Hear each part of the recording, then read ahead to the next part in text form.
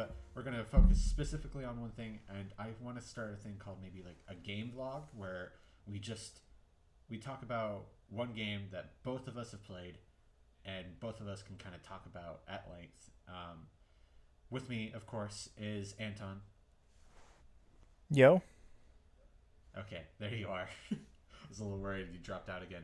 Um, No, I'm all good. and just today, start off strong. Let's talk about Zelda.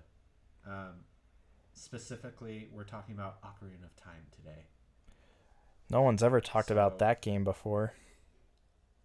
yeah, I don't know. It's one of those things where you feel a little silly. Like, what can I contribute to talking a game like Ocarina of Time? But at the same time, it's like, fuck it. It's my podcast. It's our podcast, actually. And, like, why not? No, I mean sure. I mean, Uh, it's it's a good enough game to that you can discuss it endlessly and not and you might be able to find something like new to contribute. so in kind of when I asked you to like, hey, I want to do this discussion, I thought about what precisely makes this game special to me, and what hasn't really been talked about with this game, or at least not that much. And really, what Yeah, separates this exactly. game, um, what separates this game from a lot of games for me is the little moments you remember about it, and a lot of people remember these moments, but I don't think people really talk about them when they talk about this game critically, or No, I just in a go ahead. no, I totally know what you mean. I mean a lot of the stuff that you talk about like that's usually kind of Zelda in a nutshell for me. I mean, more so probably Ocarina of Time, but also other games where I've always talked about how Zelda just has a certain charm and aesthetic to it that no other game can really match. I mean, not that it needs to match it, but it's like because Zelda's just so charming and goofy, I guess, and to me that makes the games really endearing to me. Like the really weird characters or like the little goofy tender moments. I guess I don't know.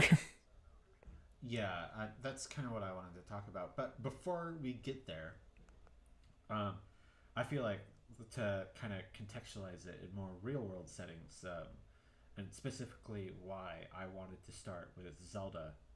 Um, Me and my friend Colin, you, if you're keeping up with us, you heard him last time when he talked about the direct with us in Dark Souls. Years ago in high school, we um, well, I came to him with this idea for Zelda month. There was a YouTuber, Peanut Butter Gamer. He's pretty big. I'm sure a lot of people know him. Started this thing called Zelda month for the release of Skyward Sword, and I was kind of captured by this idea as well. And I think year two or three into watching this, I kind of said I want to do something for Zelda month too, and I kind of settled on the idea of playing a Zelda game as fast as I could. Um, Are you talking I'm about no Peanut Butter speedrunner. Gamer? Yeah, yeah. I said peanut butter gamer. Uh, Sorry, I the audio, your audio is kind of clipping a little bit, but it'll be fine. We'll get oh through it, folks. yeah. Well, we'll get through it. I actually had this process of editing the last podcast where I put in your audio and I could actually hear you, Oh my and I was god. like, wow, I'm actually like before I kind of heard your mumbles and I'd just like shake your head and agree. And when I listened to it back, I was like, oh my god, I can actually hear him. He had good things to say. Oh shucks. So anyways, back to Zelda month.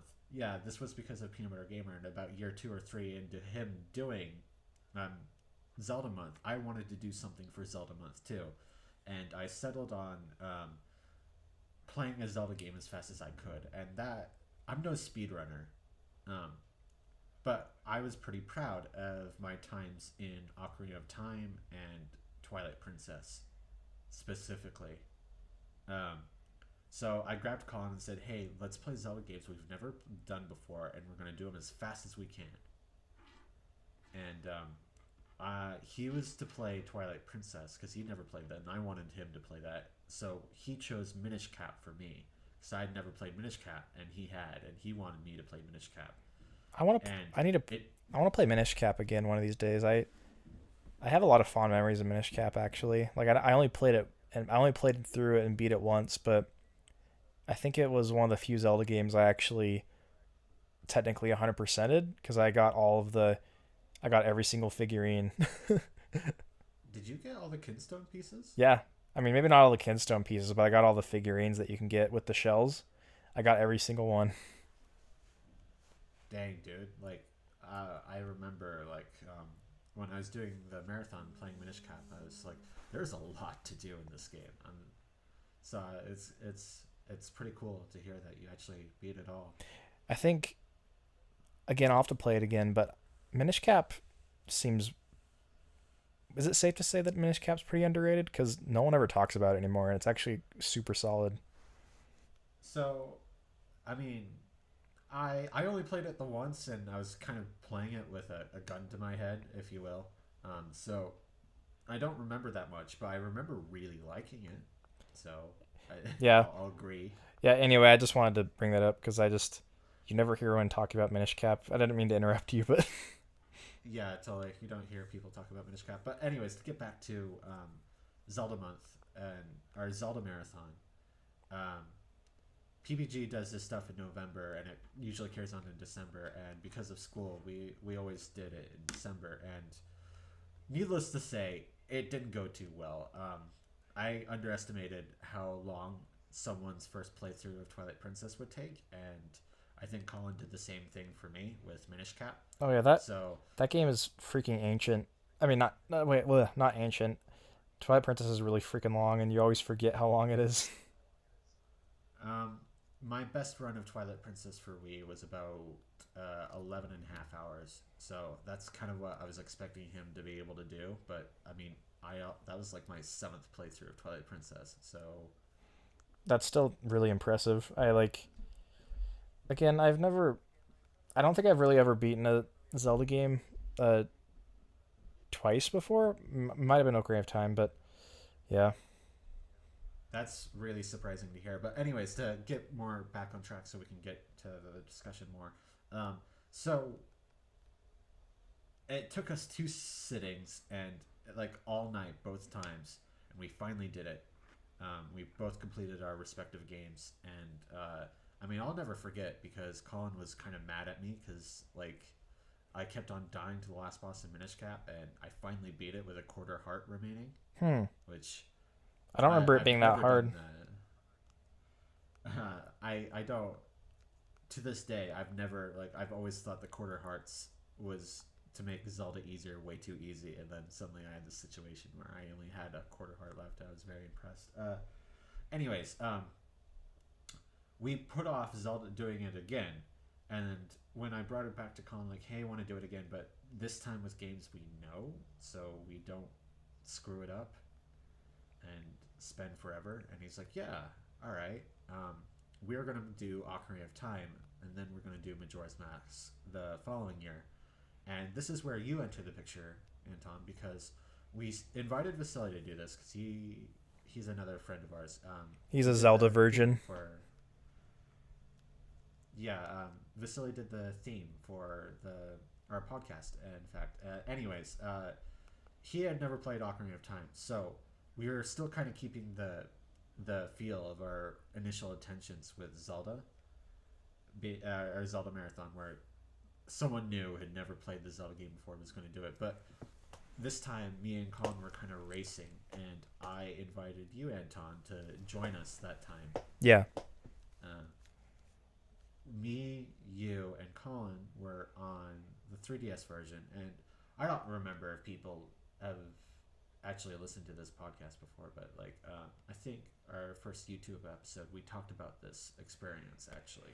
Well, it was great for me because you the initial thing was I thought that I had to bring my N64 in my actual game, and you're like, yeah, yeah, and yeah, sure, and then but then like last second you're like, don't worry about it. I'm like, oh, okay, and then to my surprise, you actually did get me a copy of 3DS Ocarina of Time, which I didn't have before. I have Majora's Mask 3D, but I never had Ocarina of Time 3D, so it was a nice way to kind of get a Christmas present, I guess. It was your Christmas present that year, but Well, I think it's more funny. I think I think you still got me the Legend of Korra Blu-ray as well because you were like, I need to get you something else, and I'm like, damn it. So I have this really bad gift giving habit where I'm like, I have to go cheaper this year. I have to go cheaper this year. Always, every single year for Christmas. And so like I buy something for one friend and I'm like, but but I need to get him something more. And then this happens with all my friends and suddenly I'm spending 70, $80 per person. It's Yeah, not healthy. yeah. So But it is funny how not funny, but I mean, just because I'm not used to it, but how I mean, Vasily was just a Zelda virgin because I'm just so used to all my friends who've just played them all, you know. Zelda Virgin, what a title. I mean, it's what it is. Regardless, I to point this out, I also gave you Majora's Mask 3D, so I think it's interesting. I gave you both, Well, it was all. but Well, it was also. It was also. What is it? It was mainly because you had an extra copy, and you're like, yeah, you can just have it. You initially, but yeah, I was gonna charge you at first, and you agreed. But I don't know why I changed my mind. I was just like, you can have it. I don't care about money. yeah. I mean, then you had more expendable income, and you can give a shit. I suppose. But to get back to it, so anyways, that was oh gosh, a year and a half ago. About well, no, it's January. What was it? Was that December 2016? It was. Yeah. It was a year and like 3 months. So, regardless, that's when we did that, and we skipped kind of doing that again the following year. We were going to do Majora's Mask. That didn't happen, and um, I realized that I was kind of pining for it at some point.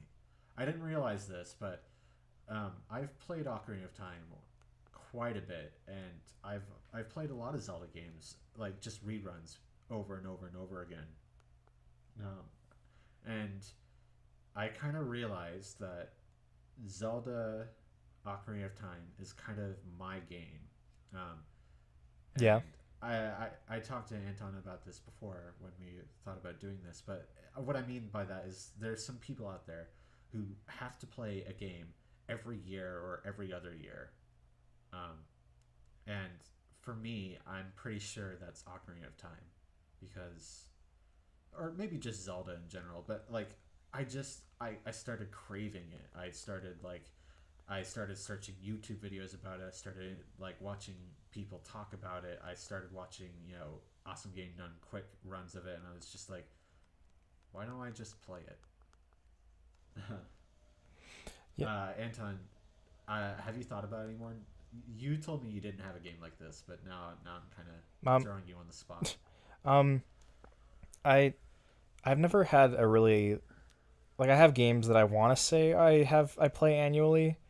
But then I end up thinking about it. I'm like, oh wait, no, it was like it's like every couple years I go back to it. But you'd think the Zelda games would be for me, but actually no. Like I've I would say that Ocarina of Time is my favorite to replay over and over again because I there's so much of it that I just know how to do and it's just second nature and that feels really good to just kind of go back and play something that you know like the back of your hand. And although I still Totally. although I still don't really have the big Goron sword sequence memorized, but like I'd say that the games that I come back to like on an annual basis, they're much shorter games. So I love just randomly popping in like Kirby's Adventure or randomly popping in Ninja Warriors for the Super Nintendo because those games you can just play through in like a couple hours and or like Ninja Warriors you can play in like 45 minutes. It's like another game that sorry another game that comes to mind would probably be like Star Wars Jedi Knight 2 Jedi Outcast and that's not like a yearly thing for me but that's something that I do I when I had like the itch to play it every couple of years so it's like I don't have a specific annual game but maybe in the future I will. All right. I mean, I wasn't expecting Zelda. for me, because I always kind of casually trash talk it. Really, Not that I mean to. you never really Well, struck. what I mean by, sorry, go ahead. You never really struck me as someone who trashes it. Well, I say casually. I mean, when you ask me about Zelda, I'm usually like, oh yeah, Zelda's good. I think it's overrated, but it's good. Well, I mean, I'm specifically referring to the 64 versions Oh, and Twilight Princess. I If mean, you ask me, like, I mean, I do think, go ahead. I mean, I do think, I mean, I do think that um, our age group, there's a lot of people in our age group that I just repeated myself, but there's a lot of people in our age group whereas Twilight Princess was their very first game, their very first Zelda game, and for us it was Ocarina of Time, but it's understandable that like um, most people our age had a GameCube before or a Wii before they even touched the 64, and so like it makes sense that they like it the best, but I definitely think it's the most overrated Zelda game by far in my opinion. We're not here to talk about Twilight Princess today because that will be a pretty long discussion. But regardless, I agree with you and disagree because I don't know. I my first video game was Donkey Kong 64. I started playing 64 games before anything else, and then I played Super Nintendo. So I don't know. Oh no, I mean like I'm just saying like there are a lot of people our age that did have a 64. I had a 64, but I don't know. I don't even know where my point went with that. We can just ignore that. But and I Okay. and I don't know. You can continue. Let's get me back on track. I'm I'm actually playing Ocarina of Time 3D right now. I'm in Ganon's castle for those who don't know what I'm doing. This mofo, I so during this run, Anton's the only one who doesn't finish this Zelda marathon we did a year and some change ago, and I was close, he's the man. only one. I was fucking Yeah, it close. doesn't matter. You didn't finish the game. I was close. Ugh. Anyways, so for me, he, I guess in the spirit of things, I I worked on this. I'm not in my house anymore. I kind of had to move.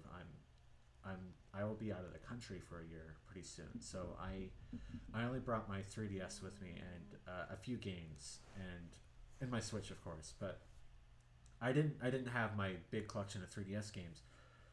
So something I personally struggle with is buying digitally, and I kind of I was like, no, you know what? I want to play Zelda Ocarina of Time. It doesn't make sense to buy another cartridge. Let's get some points cards. And I downloaded a lot of games. And I don't know. I think it's refreshing for me. I feel like I've overcome a personal barrier. Uh, I mean, you still buy games in mass quantities. That hasn't changed.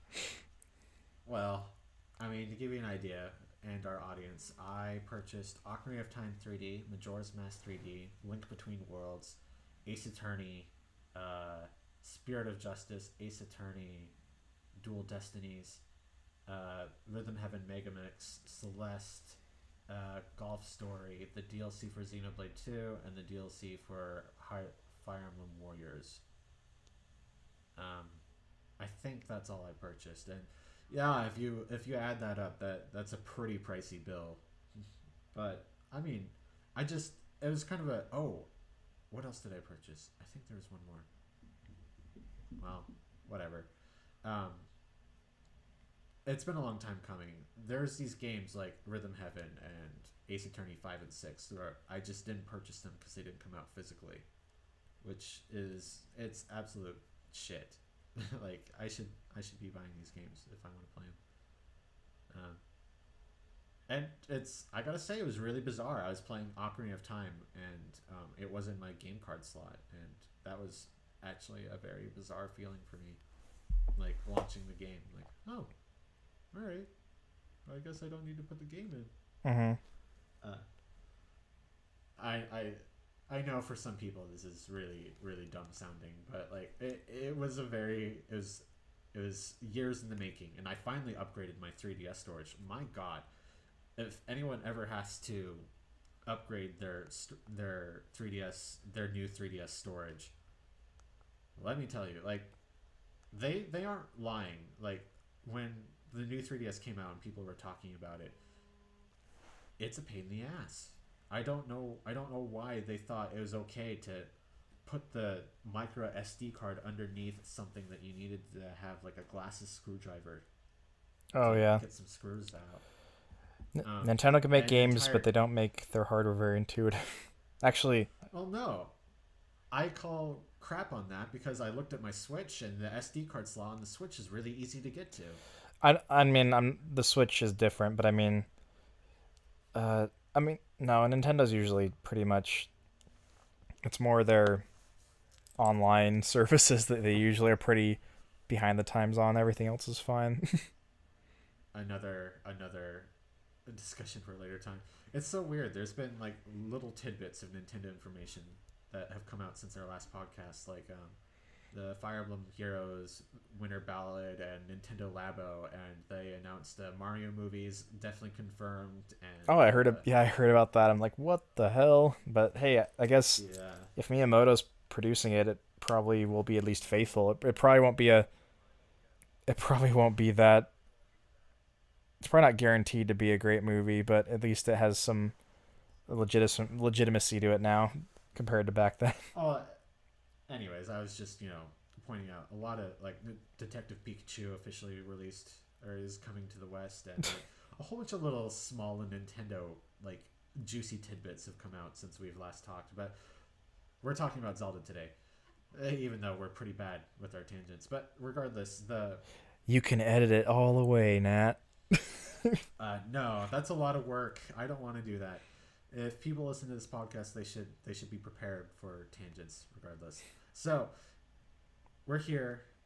You're playing Zelda. I gotta say, what I appreciate the most about this game that people don't really talk about is the small things, and I know we opened with that, but what I mean specifically by that is when I play Ocarina of Time, I do have it almost completely memorized, and the parts that I remember are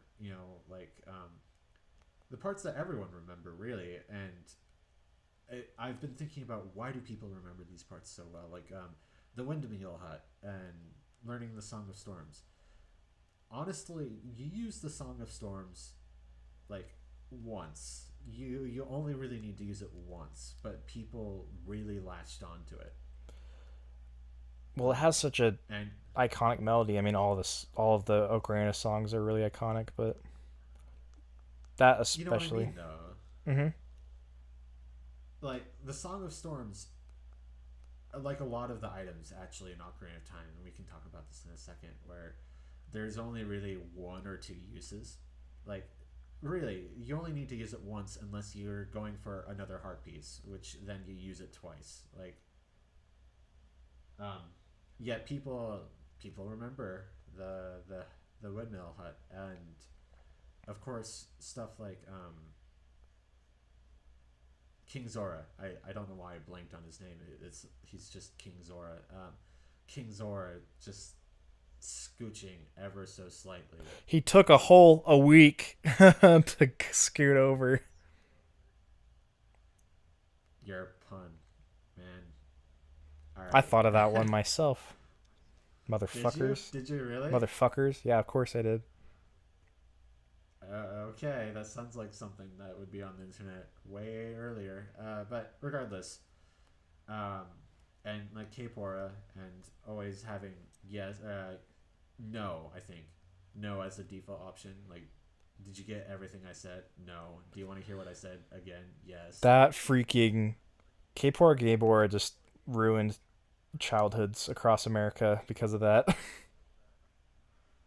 Um, Because he just it.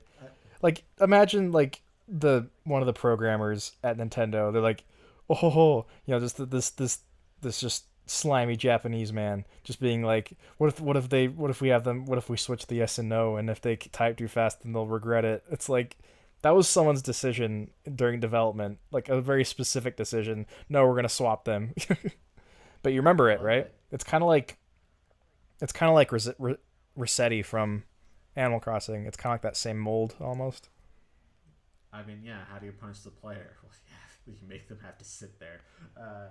So, um, just moving on, like there's even smaller touches, like the ghost hunter. When you're an adult and you give him big pose for the fourth bottle.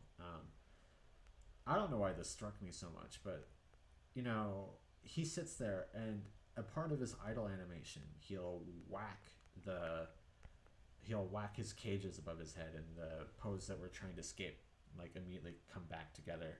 Um, that wasn't something that someone needed to animate, but someone did, and it makes it a lot more memorable. Oh no, totally. And like, um, even just like Donpei, like even though he's such a minor character, like the fact that he dies later in the game, like it kind of leads to a very like melancholic tone that really like sits with you. It's like I mean, that's a weird thing about Ocarina of Time. Is Ocarina of Time is very Zelda. It's very Zelda in its aesthetic. It's goofy, it's lighthearted, it's adventurous, but then it seems like Ocarina of Time was when they kind of cranked up some kind of creepy factors, and like there's like a lot of kind of like macabre elements in Ocarina of Time. Like even there's even blood, and it was still an E game until they switched it to green. But I mean, I'm surprised you're not. If we're going this direction, I'm surprised you're not mentioning walking out of Temple of Time for the first time and seeing the town in ruins oh no, with three well, deads. no, yeah, but I feel like I'm surprised that it's an E game. I like if it if it was released more now, it'd probably be like E10. I think. Oh, it'd be E10 for sure. Yeah, it probably wouldn't be teen, but it'd be E10. Who knows? But regardless, well, and there's another thing. When you're a child, there's the town at night is just filled with dogs, and you have to find the right one. Is the right dog's named Richard, and it's just like small little touches, like why am I finding this dog in the middle of the night for this lady? Oh well, whatever. And during the daytime in town, there's this lady who's got this ridiculous animation where she's just kind of like flailing her arms around. And if you talk to her, she says, "I'm not dancing. My back is itchy." And it's just like, all right, this is Zelda, you know. Um, Yeah, or or even just like the little cute thing with the guard. I mean, it's you don't really it's not as memorable, but even the cute thing with the guard where he's like, "Hey, that's a cute little a kitsune mask. Like I think I want that for my kid." And then and then he just wears it. I never put two and together that was a kitsune. I mean, they call it the Kiton mask in the game. It's just like small little revelation right there. Like, oh, yeah, it is a kitsune. But Totally, dude. also things like, gosh, what other small moments that like really make that game? Well, I've talked for a bit. Anton, do you have any small moments that are just like, yeah, this is super memorable? Well, I mean, I know we keep talking about the music, but it just any kind of anytime First time we've talked about the music. Well, it, we talked about Song of Storms. anytime even today as a 23-year-old man or boy, depending on how you look at it, every time Zelda Lullaby comes on in any situation, I get teary-eyed. I freaking just get all like warm fuzzies inside anytime Zelda's Lullaby comes on in any kind of situation, and like it stemmed from Ocarina of Time. It's like right when I hear that, I'm like warped all the way back to when I was a kid when I was playing the game for the first time, and like uh trying to sneak past the guards. Like when I was a kid, I was really good at sneaking past the guards, and actually like when we played it for the marathon on the 3DS, I actually got caught like more times than I ever did, and I was like, holy shit.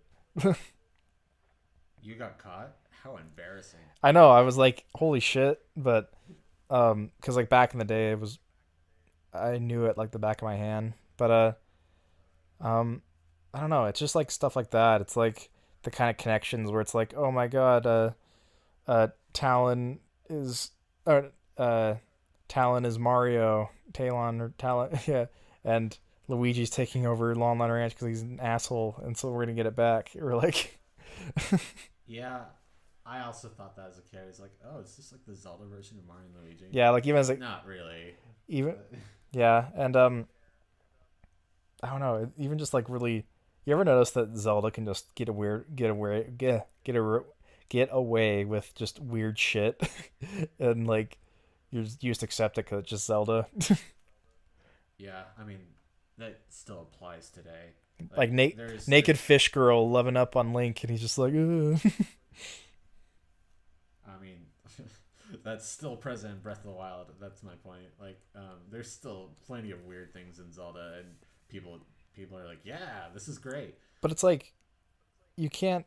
It's like Zelda brand weird, you know. Like no other kind of thing can really capture its kind of level of weird because it's like I don't know, just the developers just knew how to kind of find the balance between really weird, goofy, and really charming and endearing, you know.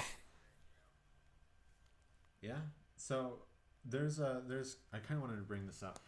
This is one of the things I learned about this game a few years ago, and it still surprises me because in all the times I played this game, I never saw this before, and it's crazy to me.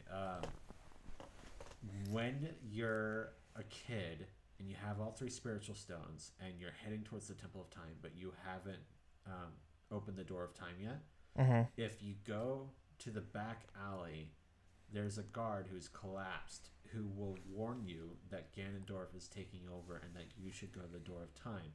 And this is his last breath. As he says this, he collapses. And if you talk to him again, there will be a prompt that says he's not moving. Holy fuck! I mean, I think that sounds familiar, but I don't remember actually like finding that. It's so bizarre. Like there's it's like tucked in this little nook and cranny of the game. Like you really have no reason to go into the back alley as a kid at that point. So you know, I don't know. It's so crazy to me. Oh It's yeah, yeah, he is from the back alley. Oh, dude, I never told you this, but I actually didn't know about the back alley period until like a few years ago. Like for years and years and years, I did not even think to try to go back there. And then when I found, it, I'm like, holy shit! I thought I knew this game. I guess he never got that heart piece then. Anyways, No, but like just seriously, like I did not know there was even something back there. You know, I just went past it. You know, without thinking about it. this is kind of a design philosophy I think that's very present in this game and not so much in Breath of the Wild, in my opinion. Um, where this game is actually pretty small in I mean, especially in comparison to every Zelda game that came after it, except for maybe Majora's Mask. Where the first time I played it when I was 5 or 6, and I thought the world was so big and vast, and now I play it, and you can get across it in a minute. I mean, you can get across Hyrule Field in a minute, like not even But breaking a sweat. well, um, it's smaller, but it still feels like it still has its sense of adventure, though. Like there's this guy. Do you ever watch Donkey on YouTube? Yeah, but let's not get too much into the YouTube hole. Well, no, it's. I'm just saying this because he actually has a review of Ocarina of Time that's actually really awesome. He like talks about how that game still feels has like a sense of scale, even though it is a small world. Um, no matter where you are, you can still see Death Mountain in the distance, and like that kind of, and the fact that like it's like, oh, I can go to Death Mountain, and it's like all the way, and it's wherever I go, I still see it. It's like I don't know, it's like that kind of one little feature kind of lends itself to, even though the world itself is small, it still feels like expansive because it's like you can get like Death Mountain's like the reference point to against anything else, and like the feeling where it's like, oh, I can actually go walk up there and actually get on top of that, like that's cool. And like Breath of the Wild obviously shows that more, but because Well, I never play Ocarina of Time and just think like, oh man, this game is just old and like or anything like that because it still holds up so well, especially with the 3DS remake. that's kind of what I want to talk about. Where I'm not I'm not ragging on this game for being small. What I wanted to point out with this game is when you're kind of more disillusioned, you realize it is small. There is almost something interesting in every single area of that game. Oh, Um, yeah, no doubt. And it's crazy to me that I still have found stuff years later. and I, this isn't something. This is something that kind of Zelda's stepped away from with Breath of the Wild, and it was getting very formulaic, but just um, with Breath of the Wild, um, there's certainly moments where there's like lots of cool things around you, but it really is about being in the world and exploring it. Where in this game, it's kind of like there's you always have a set mission, but there's always cool little details that don't really mean anything always around you, and I think that's kind of lost in Breath of the Wild. But um, we'll see if it ever makes a return I in totally know what you later mean. Zelda titles. And we're not talking about Breath of the Wild right now, but I do feel that like one of its detriments is that even though it is really expansive and really impressive, I feel like a lot of the nuance and like attention to detail was kind of lost in my opinion because both the N64 Zelda games just are so packed with just so much in such like a small three-dimensional space, you know. That's kind of what I mean. To some thoughts up, like that's kind of what I really take away from Ocarina of Time and what I appreciate about it now is there's so much to do in this small little space, and you don't really realize it's small because the game's very good about disguising itself to be bigger than it is. And that's what I'm talking about with Uh, like always seeing Death Mountain, you know. It disguises it yeah. very well. Uh, so there's a few things I'm curious. I felt pretty confident in this playthrough. I was a little slower than usual. I don't usually go for more than 50 gold sculptures because the reward for getting 100 is kind of dumb. Wow, fucking But scrub. I got 100 gold sculptures this time, and I'm pretty proud of myself. Ended up looking about 10 of them up, but I was pretty impressed with myself that I remembered where like all these things were when I never usually go for them. Sorry, Uh, you only picked up 10 Skulltulas or 50, you said, or no, I only had to you're just look breaking up up. 10. Oh, look up 10. Okay, I see. I got about 90 before I was thoroughly stumped where the last 10 were. Uh, Usually I always like miss one heart piece. Like I can never find one heart piece, Yeah. and it always bothers me. Um, this time I was stumped again, and I had like 19 hearts, and I was like, where's this final heart piece? And um, I as I was about to go look it up, like I'm like typing it in. I was like, God damn it! I never finished playing all the songs for the frogs. Oh yeah. And yeah, so I'm gonna count it. Even though I was in the process of looking it up, I remembered where all the heart pieces were right before. Um, and I don't know if you knew this. Another one of those like, did you know about this game? Did you know you could get a cow in your house? Oh yeah, I never did it, but I did hear about that later. It's I such a forgot. small little thing. Well, it's kind of crazy just because like there's not a whole lot of delineation in Ocarina of Time. It's a pretty linear experience. It's still amazing all the stuff that they just threw in that you don't need to do at all or don't need to like even think about doing like the cow or finding the soldier. It's or even like the whole mask trading thing. That's like totally you don't need to do that at all. You do if you want all the upgrades. So, mm, That's true, but like it's something you don't have to do. It's um yeah. again, which kind of goes against um what I feel Egoraptor says with his Zelda argument. Like even though like there's still stuff that you don't have to do, and that kind of lends itself to not being entirely linear. Yeah. Well, that's not.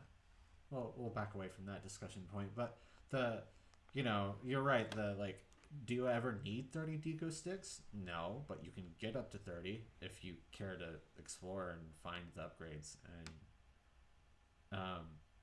the gosh, I'm totally blanked. I'm sorry. But I guess moving on, the kind of finish this discussion.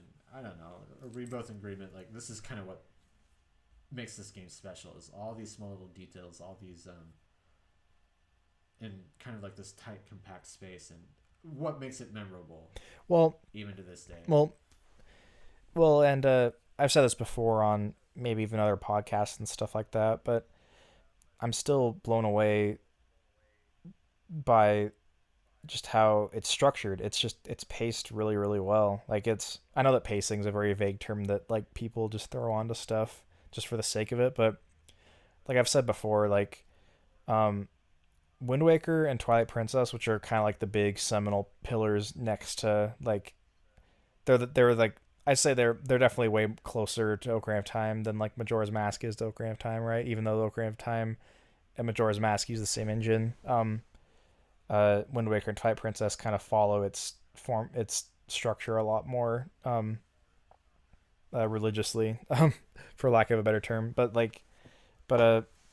and I've mentioned this to Nat, but like Wind Waker and Twilight Princess both kind of suffer because their beginning their beginning sections are kind of a drag for me, and I know they're a drag for like a lot of other people. Like Wind Waker less so. I feel like Wind Waker kind of gets the ball rolling a bit faster. But like Twilight Princess, I was playing the HD version with a friend on the Wii U, and I just it was just a slog. I like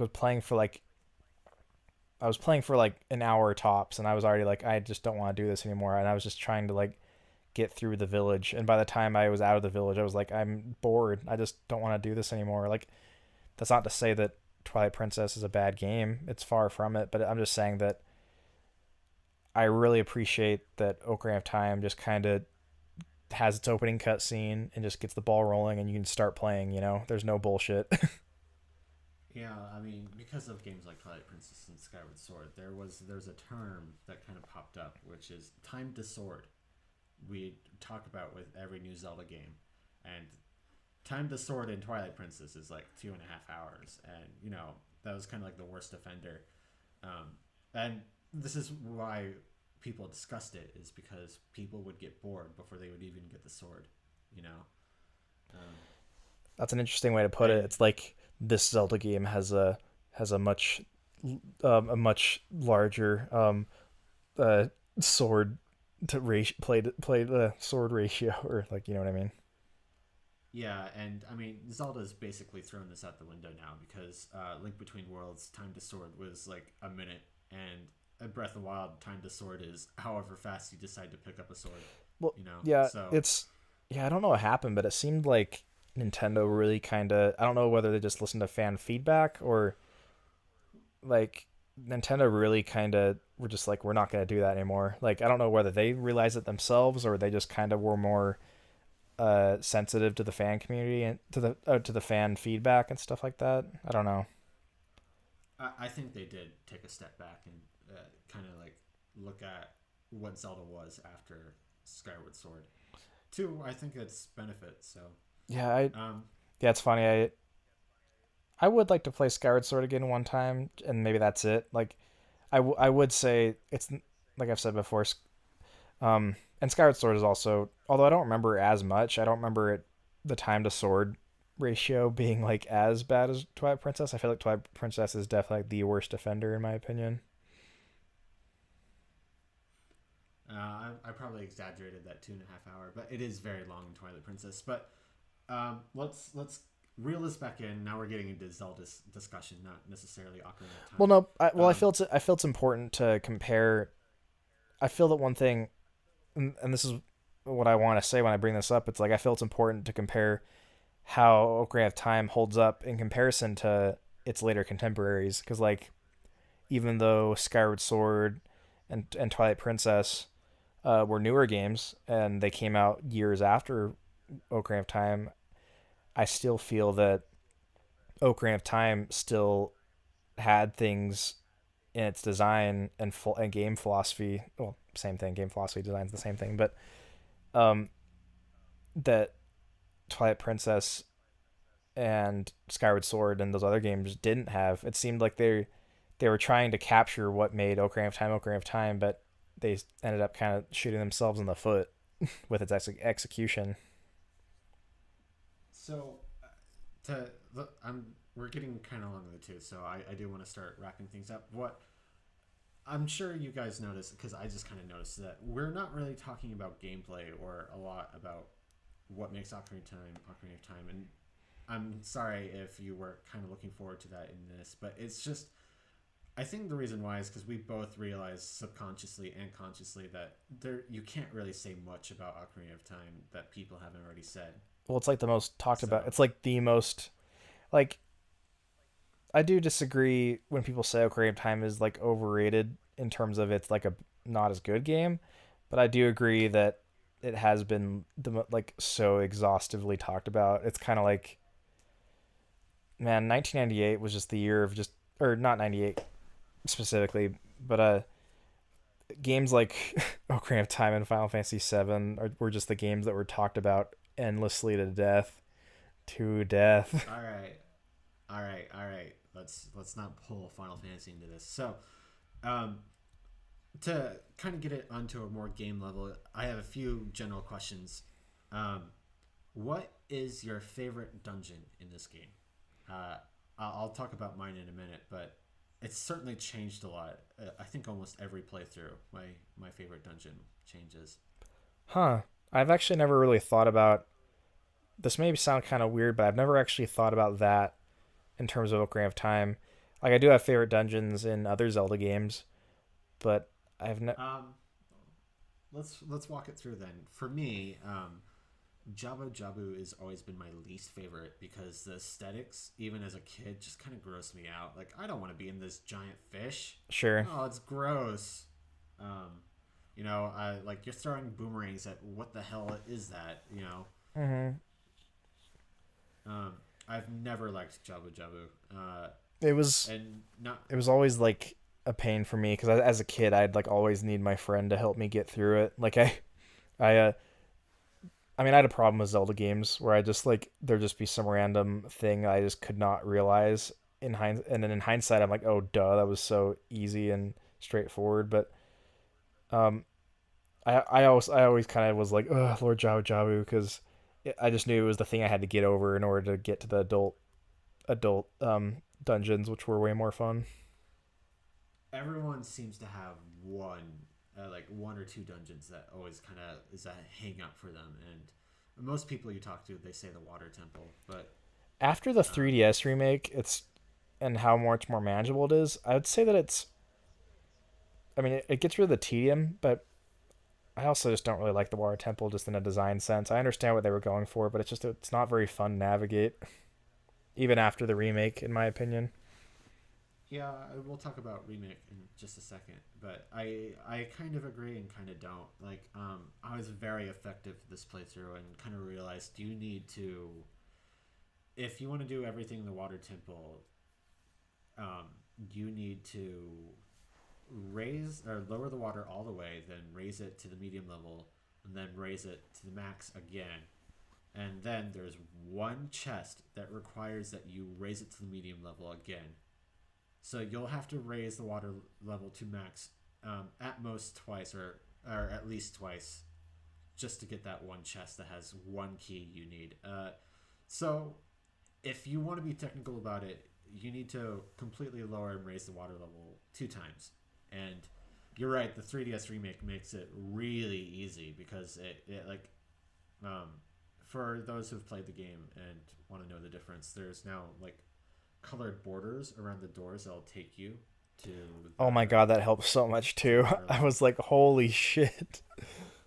And there's one key in particular that Vasily really struggled with watching him struggle with this. Inside the central tower, underneath the platform that raises with the water level, there's a hole in there you can get, you go into, and there's a key down there. And Vasily really struggled with this. He was playing 64 version. He spent about 40 minutes. Like that was the one thing he was missing for a long time. And when I And was playing the 3DS, was Colin the only one that was playing Master Quest? yeah, Master Quest is a completely different being.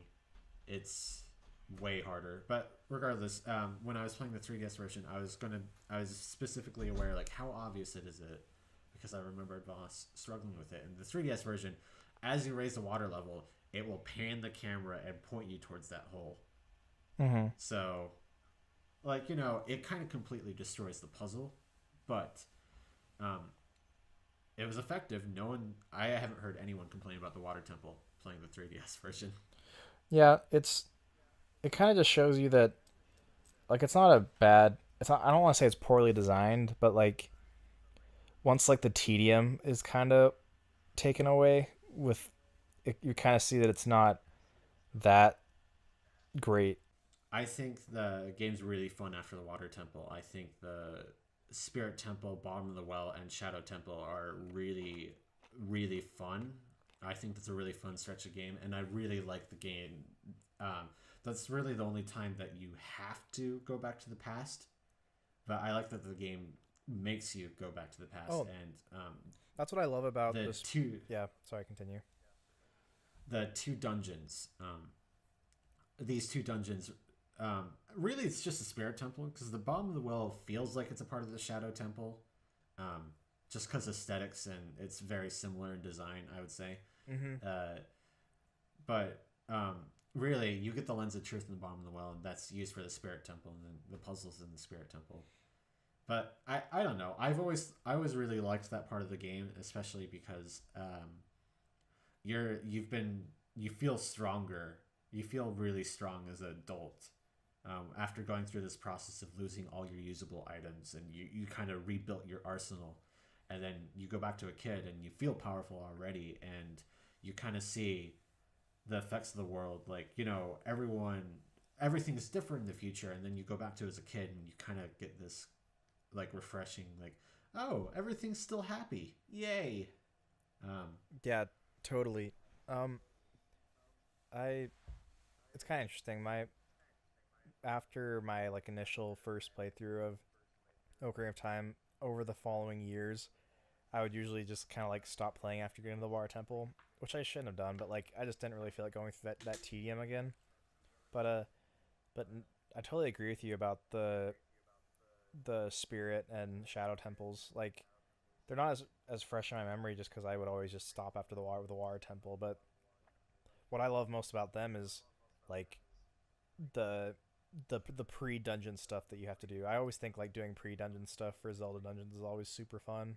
Like like yeah like what you're saying, like how the Spirit Temple you have to go back in time. It's that blew that.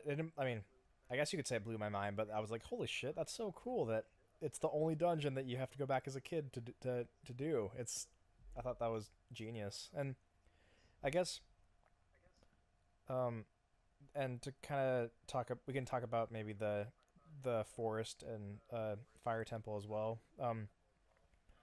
Uh, it's kind of weird. Like I kind of see all the temples as like just two sections. Like you have the kid dungeons and you have the adult dungeons. I never maybe that's why I never really like kind of look at them individually and be like, huh, what one do I like over the other? I just kind of see them as just Ocarina of Time, if that makes sense. Like, which I guess, yeah I mean which is kind of the why. game itself sorry Oh, which is kind of why I think I haven't really kind of just been like, which specific dungeon do I like the most? Because I always just kind of see as it's like this is Ocarina of Time, not like oh I really like this temple over that. If that makes sense. I mean now it's like I could probably think about it now, which might make a hopefully a decent podcast, but you know. well where I'm still long in the tooth I'm giving you time to think about it but um, so if we're going dungeon by dungeon I think forest and fire and water are kind of one section, and I've already kind of talked about it. Water is aesthetically, I think, okay. Oh, and the ice cavern. Ice cavern's in there too. Oh, I guess Um, yeah. uh, Fire Temple, as I grow older and older, I think it's kind of boring. No, I It's totally agree with you. I think it's really boring. I mean, I shouldn't say really boring. It's still good because like but I always kind of feel it's something I have to get through. Like it's not as much as a water temple, but because it's not as tedious. But there's just little things. Not that it's bad, because there's not really a bad dungeon. It's just that, Hmm. except maybe like water temple, but like, but it's just kind of drags on a bit too long. Or like there's certain like for me there's certain uh like I can never really get my bearings in the fire temple. I always kind of get lost like for a little bit. So, I do want to point this out because I think it was a neat design choice. Because I was paying attention to it. The fire temple, you go up and up and up, and in the shadow temple, you go down and down and down. Um, and I think that was kind of a cool contrast. Oh yeah, That totally. um, this shadow temple. Well, never mind. I'll save it for the shadow temple discussion in like a minute. But so forest temple. I know a few people don't like it, but I actually think aesthetically and the feel of the dungeon is really cool. I was about to say like I'd say it has the strongest aesthetic out of all of them. Uh, just because you have the forest aspect, but then you also have like ruins in like a bunch of stony uh structures with just vines all over them, and like obviously with the twisting corridors and everything like that. Like it, I would say it has the most unique aesthetic because like I do love the I do love the the Islamic chants of the fire temple before they took them away. I think like that made the fire temple way more enjoyable for me. But yeah, I totally agree that the forest temple has a super strong aesthetic, and also the it's funny. My friend pointed out that like the a part of the main theme of the forest temple kind of sounds like a part of a Michael Jackson song, and I forgot which one it was specifically, but I thought it was pretty funny. And I was like, oh, totally. Well, the Forest Temple in this most recent playthrough was the only one that made me kind of stop and like, oh crap, I'm missing a key. What happened? And you know, I kind of had to figure it out. I didn't spend that long doing it, but I think it might be it might be the hardest temple because water temple is really straightforward when you understand it, and fire temple is you're going up and up, and spirit temple is kind of like kid section, adult section. Um, in shadow temple you're going down and down and down. With forest temple you kind of have to go all over the place to find all the keys you need. Yeah. Um, I guess we Uh, haven't talked about the Dodongos or inside Deku Tree. Because I think that they're baby dungeons. well, yeah, but that still doesn't mean that they're not designed well or they're not like fun to play through. Like like like inside Deku Tree is just so basic and straightforward, but at the same time, it's still I'd say it's still like pretty memorable. I mean, like it's so cool when like you figure out, oh, I'm gonna jump down from the ceiling and break through the spider web. Like that's cool.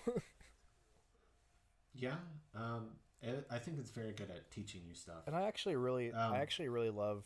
Sorry to, but I'll say this. I actually fondly remember Dodongo's Cavern like a lot, um, more than like more than I think, because obviously it is a kid dungeon and you don't really think about those. But like I'd say that Dodongo's is probably the strongest of the of in terms of like design and how fun it is of the kid dungeons, because Jabu Jabu gets kind of tedious in my opinion, where you have to like take care of Ruto and stuff like that. But Dodongo's is great in my opinion because there's like so much shit going on. Like you have the narrative where you have the fun narrative of like the Gorons are being eaten by the by Dodongo, and or no, that's Volvagia. I mean, they're Dodongo is just like, isn't he just like stealing their rocks or something? uh, I mean, there's monsters infestation in the cave where Gorons were getting their rocks, and apparently Gorons can't eat any rock. They need the rocks from these caves. That's true. I was getting mixed up with Volvagia because Volvagia actually was the one that would eat Gorons, but but if we're going by narrative, then the Fire Temple's probably got the strongest narrative. Well, yeah, cause Actually, I actually really like the narrative in the Spirit Temple. Never mind. oh, totally. Like, well, I think one thing that the fire temples, both Dodongos and the fire temple proper, have is like they just have Darunia, and Darunia is obviously the best like sage, like by far. In I don't. I don't think any of them are that strong anymore. But well, regardless, Darunia has the most personality. Like all like the rest of them kind of have are kind of just boring and flat, but Darunia actually like has a lot of character, you know. are you forgetting about Fish Sundari? Well, yeah, but she's just like weird and annoying. Like Darunia is like, yeah, this is my brother from another rock mother. Moving on. Shadow and Spirit. I think this is another one of those elements. The Shadow Temple has a lot of interesting lore behind it, which they didn't really need to add. But if you actually read the text boxes and stuff that pop up in there, they talk about like a war and like Hyrule's greatest shame and like all the blood and stuff. And it's just like, Jesus, all right. There's really doesn't need to be any of this exposition, but it's cool. I think it was pretty cool. Um, and of course, so this is kind of where I fall. I think my favorite dungeon to go through is the Spirit Temple. I think it's fun. I really do like the kid half of it and making you do um, just all sorts of weird things as a kid, and the fact that at that point in the game kind of expects you to have the lens of truth and to kind of up the difficulty. And I think the Spirit and Shadow Temple are a lot harder than the other temples, Well, except for excluding the except water for temple, maybe. cause like what I think is like once I'm done with the water temple, I'm like, oh, thank God, I can enjoy the shadow and spirit, cause and shadow and spirit are way easier for me in a contrast to the water temple. But then again, I the water I mean I mean puzzle wise, I think they're much more complex in the Shadow and Spirit Temple. oh, I'd say they're more complex, but they're not necessarily harder. Like they have more stuff going on, like mechanically and stuff. So I do want to wrap this up because I don't want to. I I keep on saying this, but regardless, so Anton, now that we've talked to them all, my favorite dungeon is Spirit, and my least favorite is Jabu Jabu. Um, so what is yours? Um, I would say um least favorite. It's like a tie between Jabu Jabu and water. Although there is some fun stuff in Jabu Jabu, I don't really think there's that many fun stuff in water like at all. um, Okay, because I mean you get the boomerang in Jabu Jabu, and the boss is really fun in Jabu Jabu. But and then favorite uh probably would be Spirit or Shadow. I haven't really played enough of them to really kind of make the judgment. Um, because like the main elemental ones, fire, forest, and uh, water are just I don't know how to explain it. Like they're they're fine. Like, do you know what I mean? Like, even though it's Ocarina of Time and I love Ocarina of Time, I can't really just go out and say those are like fantastic temples. I guess, but like, I and like the Forest Temple. I don't care. I also love Dodongo. I love Dodongos. I don't know why. There's just something about it that like is really fun to me. Like, So is your favorite temple Dodongo or Spirit uh, or Shadow?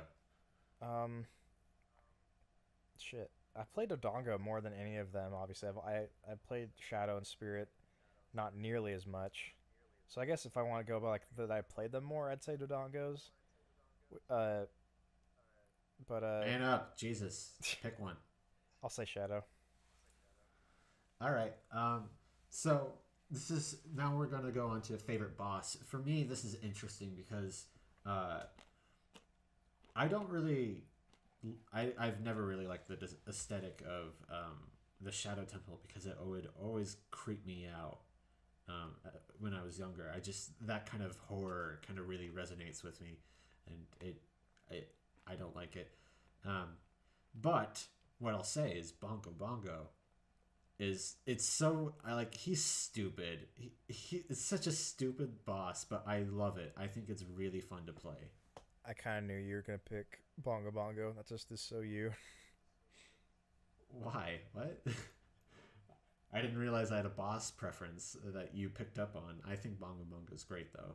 Oh no, he is the one that I during my 3DS playthrough. He was the one that I had the most trouble with. Like I actually did like die like once or twice, which like never really happens for me.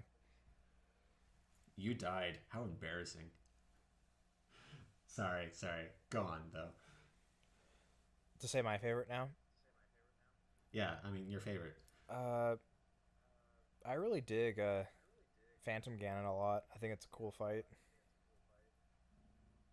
Okay. I think I have one or two more.